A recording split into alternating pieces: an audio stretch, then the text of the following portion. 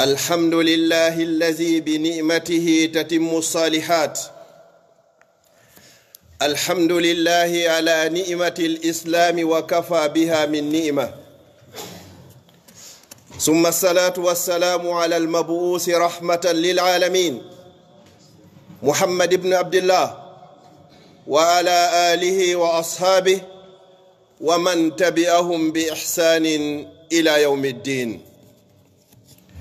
يقول سبحانه وتعالى في محكم التنزيل بعد أعوذ بالله من الشيطان الرجيم: إن الأبرار يشربون من كأس كان مزاجها كافورا عينا يشرب بها عباد الله يفجرونها تفجيرا يوفون بالنذر ويخافون يوما كان شره مستطيرا ويطعمون الطعام على حبه مسكينا ويتيما وأسيرا إنما نطعمكم لوجه الله لا نريد منكم جزاء ولا شكورا. يقول النبي صلى الله عليه وسلم: خير الصدقة أن تطعم جائعا. أيها المسلمون، فائروني بالقلوب والأسماء، فالله جل وعلا أسأل بأسمائه الحسنى وصفاته العلى الذي جمعني مع حضراتكم في بيت من بيوته في هذه الدنيا الفانية التي لا تساوي عند الله جناح بعوضة، أن يجمعنا دائما فيها على طاعته وفي الآخرة مع خير خلقه، إنه ولي ذلك والقادر عليه. أيها المسلمون، أقصر خطبة في تاريخ الإسلام للشيخ الجليل الشيخ عبد القادر الجيلاني رحمه الله تعالى رحمة واسعة وأسكنه فسيح جنته. قال الشيخ رحمة الله عليه: لقمة في بطن جاع خير من بناء 1000 جامع، خير ممن كسى الكعبة، خير ممن قام لله راكعا، خير ممن جاهد بالكفر، خير ممن صام الدهر كله، أو كما قال الشيخ رحمة الله عليه. مسيبة جلبة تدو بتدر بالإسلام باوي يتودي الله أو بجو سيني دو وودو مرون كتابية دو الله neminirɗo en nemaji ɗen wawa limugol ɗi en wawa kontugol en wawa andugol ko ɗi jelu haysi en etike kanko neminɗo en on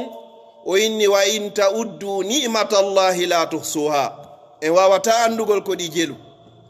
hiɗen yetta oɗo jarna oɗo e dow nemaji ko nemini en ɗen toro Allah yo Allah arsiku en wawgol yettugol ɗi hara en yeddari mo wawa yettugol anditanamo nemaji ko nemini en waɗa nemaji ɗin hara ko rewirɗi Allah na yeddirɗi Allah. ɓawo ɗum ɗo Allah subhanahu wa ta'ala on o daaliga deftere makko: wa yut'imuna ta'ama, hiɓe ñammina ñamete, ala hubbihi, e dow yiɗugol ñamete on, ma e dow yiɗangol ñamete on, miskinan wa yatiman wa asira, miskin ɓe alyatimaɓe e dahaɓe. ɓe wi'a hon ɗum: innama nut'imukum liwajhillah, ko fi Allah dey woni komin ñamminiri on, wona fi yon andi tam men, wona fi yon yoɓitu men, wona fi yon jarnu men. liwajhillah la nuridu minkum ayyuha almasakin, la nuridu minkum ayyuha alyatama, لا نريد منكم أيها الأسارى جزاء ولا شكورا، إنما نطعمكم لوجه الله لا نريد منكم جزاء ولا شكورا. لماذا أيها المؤمنون؟ إنا نخاف من ربنا يوما عبوسا قمطريرا. فماذا كانت النتيجة؟ فوقاهم الله شر ذلك اليوم ولقاهم نضرة وسرورا وجزاهم بما صبروا جنة ونعيما. وجزاهم على هذا الإطعام للفقراء والمساكين والأسارى جزاهم بما صبروا جنة وهريرا. مسيب جلب تدبه بنياميني ردولو في الله نافي بإني البركة نافي بأندي تاني نافي بنود ما في بوجه ما في بجرنه كو بوادي ردولو كو في الله كونو بهبي وإنا نخاف من ربنا menen de meden hulika joomi amen yawman abusa nyalane sattunde balere qamtarira bittino yayde woni moƴƴo mo wona moƴƴo. Allah hon wadi wajazahum bima sabaru, Allah yobi be kisan sabu konko be munyi jannatan wa harira, natoygol aljanna o wadadi be cionci harire sabu ko be munyino kon be nyammini haysi miskino kon andi tanari be nyammini haysi tay aliyatima kon andi tado yari be ko buri kom mo dankida on. yaqulu al arab ittaqi sharra man ahsanta ilay, arabu be wi'ay wo hulu bone rentoda on mo moƴƴida e mudum mawmen e makay kala mo wallirda okkorda lekki musu nyiije ko on walliroye ma jango ko jakete. kono annaya narun don nde ya wada ko ya wadir li wajhillah fi Allah on allazi la yaghfal wala yanam on mo ngata sakodano fiyo yobitoye ke yawmal qiyamah. Sheikh Abdul Qadir Jailani rahmatullahi alayhi odo wadi khutba burdo rabbidude khutbaji din e der tarikhul islami o wi wo luqmatun sayre wotere fi batni ja'i ko wadda dum e reedu neddo welado ko fewndi ko ngabeden fewndo hegeji nyammina neddo goto welado miskin ma al yatim ma baso ma tampudo no alhaali makko woniri wo nyammina odo sayre wotere be inari caaje didi ma yarna odo yar wobande wotere ndiyam ma nyawnda odo coggu pikirwal gotal ma yobana odo nyamande hun gotum ko kum fandi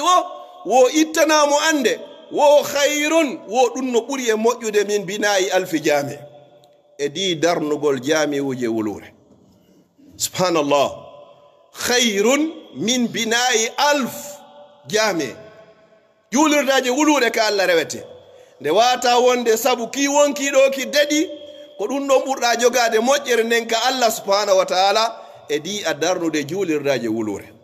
sabna en se ngari ga julirde ga ko bay hiden nyami haari, se ngari ga ko bay hiden selli, ko bay en ngari ga ko bay en dahaka en sokaka si wona do naga ardayno de jonnon ittangol welado hege mudum yarnugol ɗonɗaɗo ittanamo ɗon ka makko holtingol neɗɗo holuɗo honnugol neɗɗo wonɗo e yaasi wo khairun min binayi alfi jami wo ɗum ɗo no ɓuri moƴƴude dine darnata jami wuje wulure. ko jelo woni ka fami ma welaɓe, ko jelo woni ka ɓeygure ma welaɓe, ko jelo woni ka ɓeygure ma holuɓe ka musidal ma e ka bolondama hiɗa sanzidira conci ñande be ñande hay lannuɗi ɗin hayɗi sanzuɗa ɗin ala okkorde ɓeɗo hiɗa huliwata jonnuɓe ɓe gerama, hita huliwata jonnuɓe ɓe ñamama ɓe ñamanama fi honɗo. si ɓe ñamarima a mayata wallahi a mayey la budda min al maut. ɓe jonnuɗa ɓen non a mayey, a jonnari ɓen non a mayey la budda min al maut. feere o ala pellete ko be maya. jonno ñammingol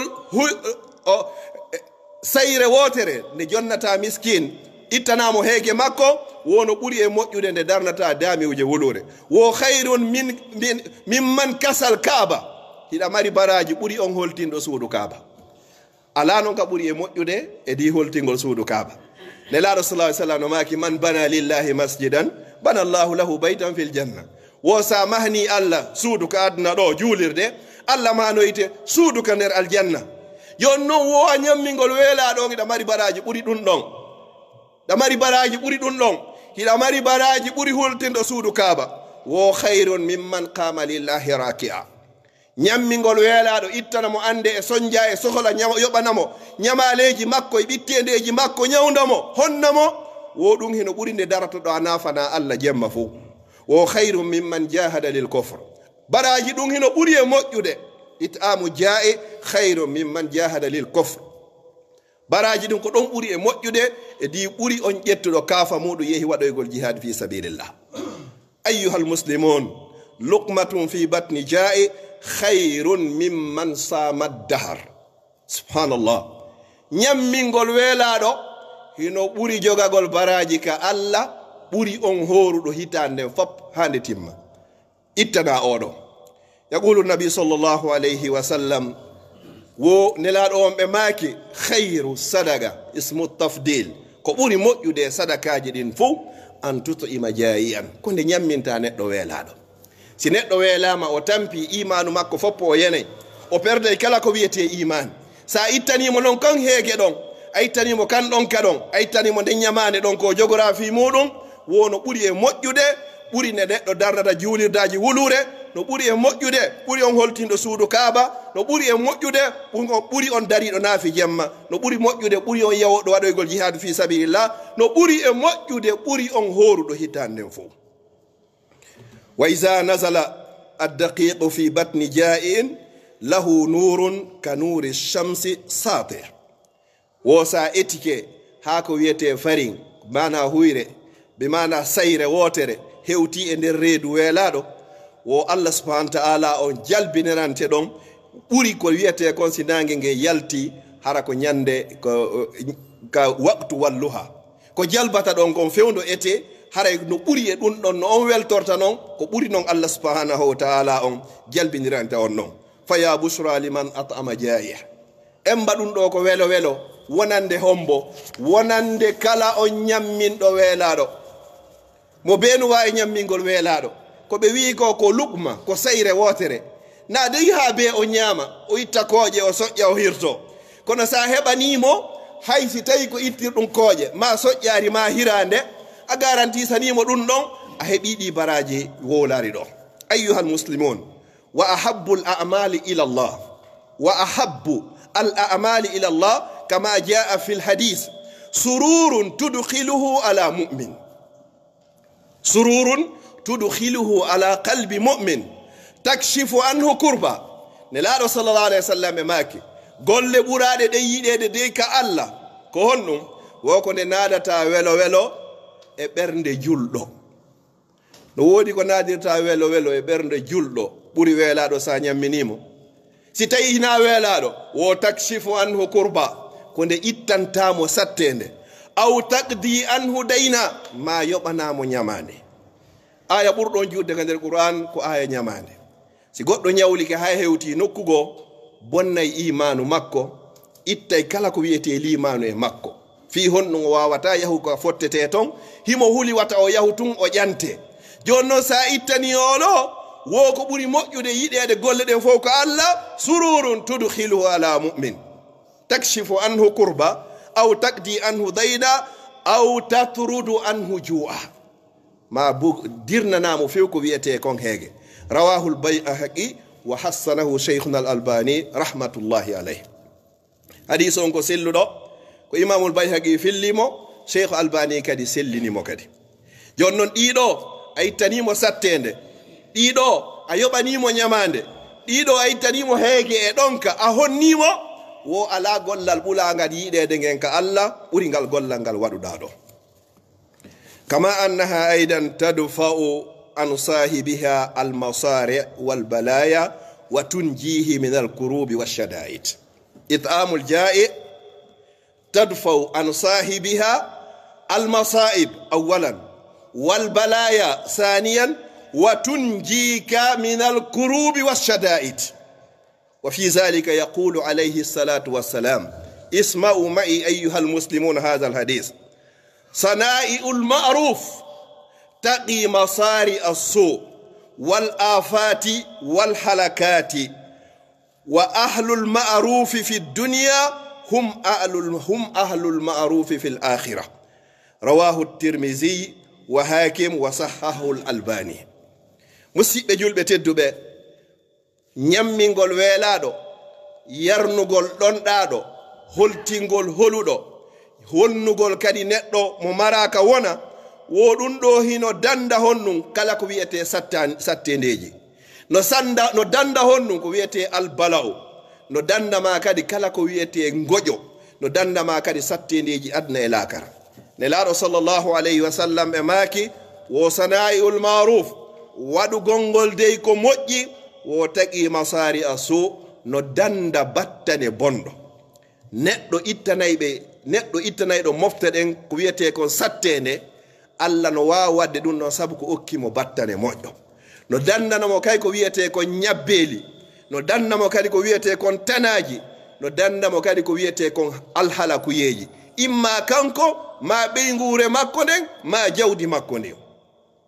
wowa ahlul ma'ruf fi dunya yimɓe waɗayɓe ɓen ko moƴƴi ka aduna ɗo hum ahlul ma'ruf fil akhirah ko ɓen kadi woni yimɓe moƴƴuɓe ɓen waɗoyeyɓe ɓen kadi ka moƴƴi yawmal qiyama rawahu al-hakim ko imam hakim woni ko filli hadis on wa sahahahu al-albani rahmatullahi alayhi أيها المسلمون أضف إلى ذلك ماذا أيضا لقمة في بطن جائع وإطعافها للخطايا وتكفيرها للسيئات ومضاعفتها عند الله إلى أضعاف كثيرة ووقايتها من عذاب الله كما جاء في الحديث قال النبي صلى الله عليه وسلم اتقوا النار ولو بشق تمرة رواه البخاري musidɓe julɓe tedduɓe ɓaawo ɗe toɓɓe ɗe nanɗen ɗo hiɗa waawi ɓeydude hoore ɗum ɗo kadi an ittanayɗo weelaaɗo heege makko yarna ɗonɗaaɗo ittanamo ɗon ka wono waɗanama honɗum kadi wono ɗanninanama no montanama ko wiyete kon alkhataya gooɓe kala piihoy koye waɗɗa tawata a fandanake ɗiɗi wa takfiruha lisayyi'ati hino montanama kadi bakkatuji ɗi waɗuɗa wa mudha'afatuha inda Allah sowante baraji ɗin kadi ka makko ton ila adafin kasira cowalle ɗuɗuɗe la ya'lamuha illa Allah goto andano ɗum fotata si wona o wiyeteɗo Allah subhanahu wa ta'ala wona ɗum ɗon tun kadi wa wiqayatuha min azabillah Allah subhanahu wa ta'ala on kadi sabu ɗum ɗo o dandoyte lette makko ɗe yawmal qiyama sabu ko moƴƴiɗa e julɓe Allah ɓen kon sabu ko ittanɗa anuɓen ande maɓɓe kon sabu ko ñamminɗa weelaɓen kon sabu ko yarnuɗa ɗonɗaɓe ɓen kon sabu ko holtinɗa holɓe ɓen kon sabu ko honnuɗa ɓe hoɗaɓen kon sabu ko surruɗa kon fokkituɓe wirtagol ɓen kon ɗum ɗo waway wonde sabu ko danduma e lette Allah ɗe yawmal qiyama wano ardir noon e hadis nelaɗo sallllahu alayhi wa sallam e maaki wo ittaqu nara rente e nge yiite ittaqu nara rente e nge yiite dey ko Allah noon andi ko yiite ngen danger magge bone magge on wo walaw bi shiqqi tamra haysi tawi ko yeru peccelum porolum tamaro ittata sadaka okka weelaɗo wo ko ya waɗu fiyo Allah waɗu kunɗon heedode kunɗo wona sabu ko dando e ma e lette nge yawmal qiyama as'alullah subhanahu wa ta'ala an yajirana min an-nar اللهم لا تفرج هذا الجمع الا بذنب مغفور اقول قولي هذا واستغفر الله لي ولكم فاستغفروه انه هو الغفور الرحيم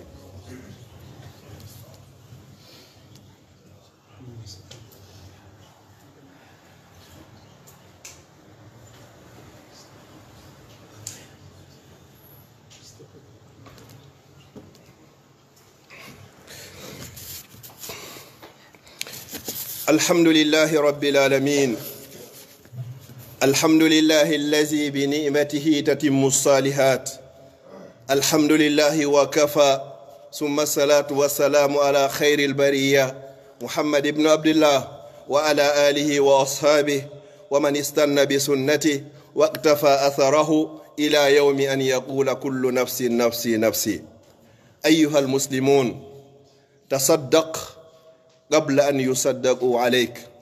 صل لله قبل أن يصلوا عليك اذهب إلى المسجد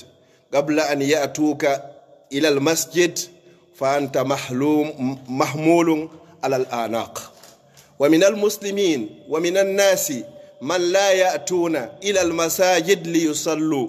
ولكن ليصلى عليهم إياك ثم إياك تسمع قول المؤذن يقول حي على الصلاة حي على الفلاح ثم تنام ولا تنادي منادي الله. ومن أكبر وأعظم ذنوب يرتكبها الإنسان وخاصة المسلم أن يسمع المنادي ينادي ويقول حي على الصلاة وحي على الفلاح ثم لا يستجيب لنداء الله. فالنبي صلى الله عليه وسلم فقد أهم بإحراق البيوت على أناس لا يشهدون صلاة الجماعة. إذا كان هذا هو خير البرية الذي أرسل رحمة للعالمين فقد اهتم بهذا وهؤلاء من أمتي، أيها المسلم فعلينا أن نهتم بأداء الفرائض في المساجد، بأداء الفرائض في المساجد، بأداء الفرائض في المساجد. يقول عليه الصلاة والسلام بشر المشائين إلى المساجد في الظلم بالنور التام يوم القيامة أو كما قال عليه السلام. مسيب جول بتدو بباوي يتودي الله لاول لدبول جولا نلاد صلى الله عليه وسلم لرتن هونde ɓurde mawnude hunde honde tottoygol farillaji ɗin ka suudu Allah no tawa e bakkatuji ɓurɗi e mawnude tuma nde julɗo anduɗo wuuri mayay nanata noddinowo no wiya hayya ala sala are ka julde hayya ala fala are ka malore o ronka notade. nelaɗo sallallahu alayhi wa sallam ko nuliraɓe yurmede wa ma arsalnaka min nulirarima illa rahmatan lil alamin sina yurmede wonande o tagefo. kono nelaɗo falanoma ñande go sunnugol cuuɗi ɗin e hoore ɓe yimɓe ɓe yahata juuloygol julde jama ka juulirde na dey ɓe juulata ko fi on tun ko ɓe jotto ka suudu sabu ballon ma sabu série ma sabu filmu ma sabu hoy ko tawata hay e hunde nafata on tigi o ronka yawgol tottoygol farilla on ka jaami. watta ɗen hakkil moƴƴa musidɓe julɓe tedduɓe ɗe toɓɓe ɗo no fewti en fof tentini noon enen baba en maaki leydi meɗen ndin lagine. musidɓe julɓe tedduɓe sa innama joni goɗɗo darni juulirdaji wulure o heeɓi ko natiroya aljanna kono no woodi ɓurɗomo. si goɗɗo innama joni o holtini suudu kaaba nun oɗon non waɗi ko mawni kono no woodi ɓurɗomo. si goɗɗo innama joni ñande ɓe ñande jemma on fop o naafay o waɗi ko moƴƴi kono no woodi ɓurɗomo. goɗɗo golle mum fof ko waɗugol jihade fi sabilillah kene e gundo oɗo waɗi ko moƴƴi. si goɗɗo kadi innama hitande o fof himo hoori o tigi tigi oɗo waɗi ko moƴƴi kono ko hombo ɓuri oɗo foppo jogagol baraji ko neɗɗo ñamminɗo weelaɗo wallahi summa wallahi no woodi famille ka meɗen si ɓe itti kooƴe ɓe soƴƴata si ɓe soƴƴi ɓe hirtotako si ɓe hirtike ɓe ittoyta kooƴe janggo hara hiɗa andi ɓen miɗo andi ɓen hiɗa pellet hiɗa mari Allah no wawnoma wadde place maɓɓe waɗa ɓe place ma ka joɗɗa ɗo yo julɗo musidɗo ma mo anduɗa pelleti ko julɗo an kadi ko a julɗo hiɗa andi pelleti a mayay Allah landitoytoma yawmal qiyama wa an malihi min ayna iktasaba wa fima anfaga jawdi makko ndi o heɓi nin ko on to ndi heɓi ko honno kadi ndi dépensira mara ndin ɗon julɗo no mayude fi o heɓari coggu ordonnance julɗo no mayude sabu heege julɗo no mayude sabu o heɓari ko ñawdora julɗo no mayude sabu ɗonka julɗo no mayude sabu himo waali ka hoore laawol hara pelletle an kadi a wawayno ittande on ɗon famaza taqulu li rabbika yawmal qiyama kono wiyoyta jomima ko Allah jonnuma ndi jawdi amma yeyi accandi a anda kadi sa accindi ɓawo ma koye hoore honɗum ɓeygure nden waɗata ndi jawdi ɗo hasiboore mayri on fop wallahi ko an woni ko fawi andale pellere sini gollitiroya kadi ka moƴƴi ɗum ɗo kay fof lette on haray ko an woni ko fawi. miɗo toro Allah subhanahu wa ta'ala on yo Allah on arsiku en jawdi arsika en imanu kadi ñammingol kadi weelaɗo yarna ɗonɗaɗo kadi ittana kala ano ɗo ande makko nden. mi toriki Allah subhanahu wa ta'ala yawɓe hajjuɓe mum fof yo Allah on jaɓanɓe hajju maɓɓe on ɓe yahari ɓen kadi fop yo Allah on newnanɓe kadi no ɓe yaara faalaɓe yahude ɓen hara kaydi ala yo Allah addu kaydi ndi so tawi ko jawdi ndi woni ala yo Allah on addu jawdi ndi so tawi ko ɓerde nden woni fewtar ton yo Allah on fewtin ɓerɗe maɓɓe ɗen ton newnanaɓe ɓe wawa yawgol tottoygol o farilla ɗo